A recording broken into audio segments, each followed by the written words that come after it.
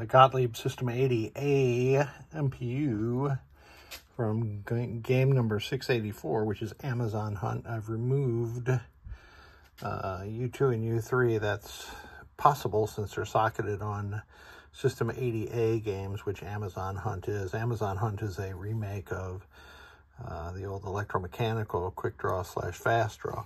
Looks like this CPU board was originally in a game numbered 692, and I don't know what that is.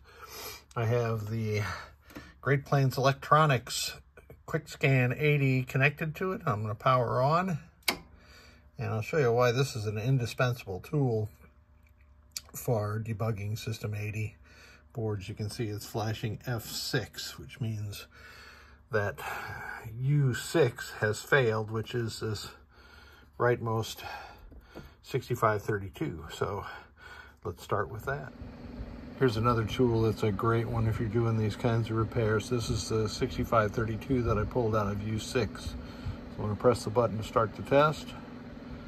And clearly this 6532 is dead. At least the Neolock thinks that it is. Back to test this now that I have removed cleanly, socketed, and installed a new 6532. I have replaced this 100 microfarad filter cap. I do that on every System 80 game. Here is a battery on a CPU. This is one time where I'm going to leave a battery on because this is a lithium-ion battery and it's still got about 3.7 volts of power to it. And I have installed a loop of wire between the bottom of these two components, and that is to defeat the slam switch, which if you have an imperfect edge connector or the slam switch is hinky, this makes that a non-factor. Now that solder flux around that will wash off when I take this outside for final cleaning. Even though you use no clean solder flux, you still have to clean solder flux. So let's boot it up again.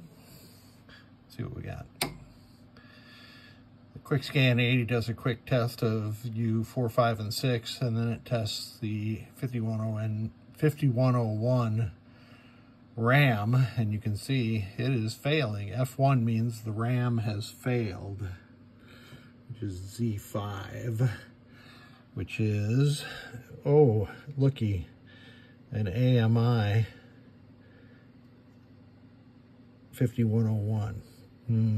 I was going to socket it anyway.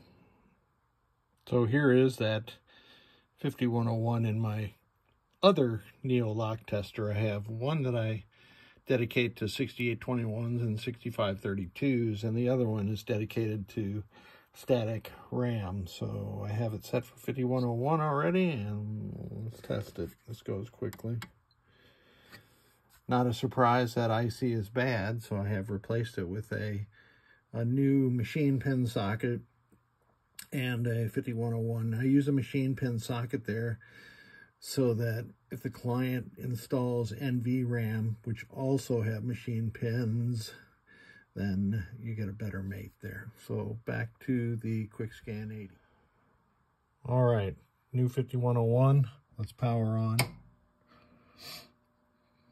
Quick Scan 80 is testing U4, 5, and 6 now, and then the 5101. And it tests very rapidly. There's only, what, 512 bytes in that thing, so the Quick Scan 80 now thinks this is good. So this MPU board should be good to go right now, but you never know until you put it into a game and test it. Now, since there are sockets here, I have a special module, U2, U3 module that I use. That's a System 80A one. I've got one that's got the Spider-Man. There it is. This is the System 80 U2, U3, and this is this is one of my prototypes where I was using a single gate. It's ugly. It worked. And so I'm going to put this U2, U3 in a Spider-Man ROM over here at Prom 1, and then we'll be able to see if this CPU board works in my Spider-Man. Amazon Hunt CPU board installed in my Gottlieb Spider-Man. This is one of the first solid-state games I ever bought. We used to play Spider-Man back in the days of a bar called Orville Beans. They had Spider-Man and Stellar Wars and Firepower, a lot of great games back there. I really wish Mirko would, or somebody, would remake this playfield, because I love this game. The artwork on it is outstanding. So anyway, enough talk. Let's boot it up and see what happens. I could show you the CPU at boot, but there's really nothing to see. So let's see this. Now that was a fast boot. That's a special ROM that I have for System 80 games that a fella helped me create. You can see we are in attract mode. I'm going to use my homemade switch matrix tester to get into test.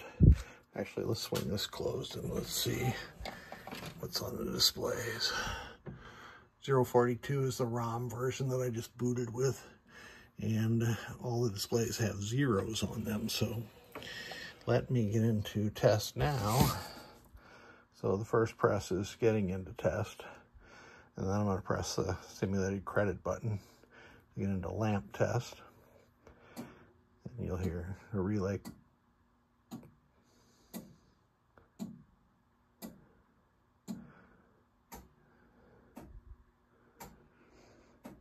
Two relays each click twice, and then the coin lockout solenoid will fire twice, and then it goes into this lamp chase mode. And this is proving that each of the device selects that come from the CPU to the driver board are working correctly. The next test is solenoid test. On games like these, it skips solenoids 3, 4, and 6, I believe. Those are coin counter solenoids, but let's listen for some solenoids and watch some things reset.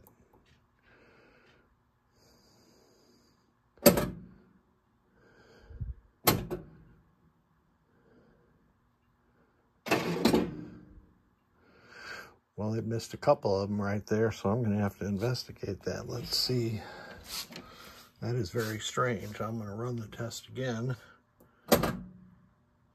2 should do something. 6 should do something. 8 and 9. 2, 6, 8, and 9 didn't do a thing. It's probably card edge, but I'll get into that later. The next test is switch test. And it'll come up with 99, indicating no switches are open. Then I'm going to walk my way across the diagonal of the switch matrix. By the way, if you don't wait for that 99, it really messes things up. Oh, I pressed 77, which on Spider-Man, with Spider-Man ROMs, it kind of sends the software out into the weeds. I'm not sure where it's at, but you can't do that with Spider-Man. So now I'll test column 7. Oh, gotta wait for the 99. Column 7 and row 7, so those are both working properly. Test 19 is display test. Let's see if I can get back here a little bit. You'll notice I've got a 7-digit display in the upper left. I was converting all of my System 80 games to 7 digits. I just haven't gotten around to it yet, but it's neat to be able to test 80A games, which of course drives 7 digits. And I won't let this go too long, because once it gets past 4, it demonstrates that all the segments are being driven correctly. Segments and digits.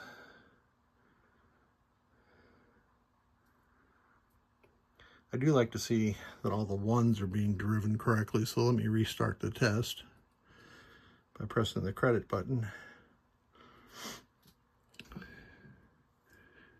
Well, that didn't restart the test. Here we go. So we'll watch those zeros.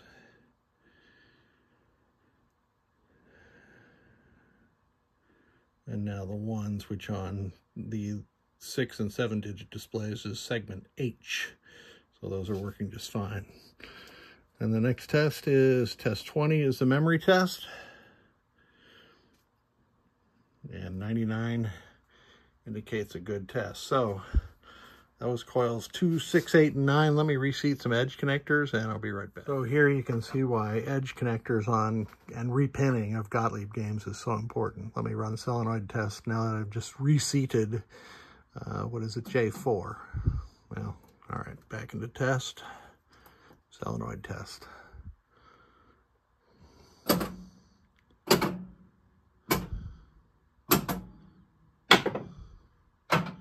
Outstanding. This CPU board is now good to go. Back into Amazon hunt. I will roll in. I'm going to wash this board up. No, I'm going to install the Amazon hunt ROMs back in, test it in this game. Then I'm going to wash this board up, and I will include a video of the soundboard being tested. And here's the soundboard for Amazon hunt. I've already washed this one down. And it appears to work. This is my driver rig for soundboard. So here's sound 16. Whoops. That shouldn't have made a sound anyway, sound 16. Since this board is only half populated, it's got no speech lane, no SCO1 down here, none of the 1408 DACs for the speech lane. It's not going to respond to any sounds above 15. So here's sound 8. 4, 2, 1, can do 3,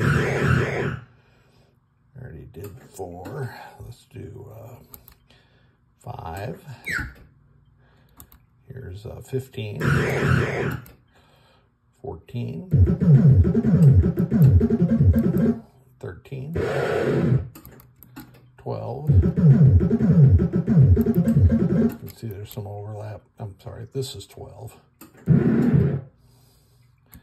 This is 14. 13. Here's 9. 10. 11. That's a good sampling of it. Let's see if it does anything with the test button. Some of these System 80 games do something with the test button. Some of them do not. So I am unconcerned about that. All this test button does is it syncs to ground pin 6 of the microprocessor, which is the non-maskable interrupt, and the processor is supposed to go off and do some sound tests. It works in games like Mars God of War and Black Hole, but I found it kind of dicey in most of the other games. So, good enough.